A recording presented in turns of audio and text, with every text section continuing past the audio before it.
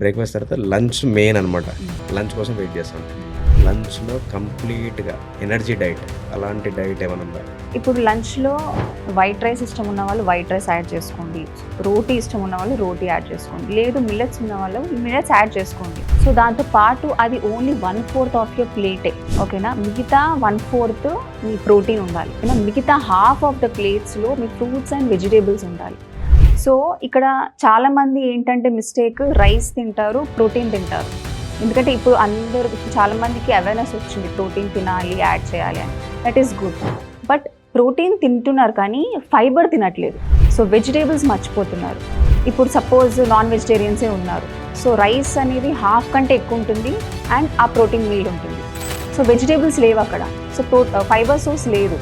So ఏమైపోతుంది అంటే digestion problem అవుతుంది, కాన్స్టిపేషన్ వస్తుంది దానివల్ల. సో అలా ఉండకుండా ఉండాలంటే నాన్ వెజ్ మీల్ అనేది ఒక మన ప్లేట్లో ఒక పార్ట్ మాత్రమే.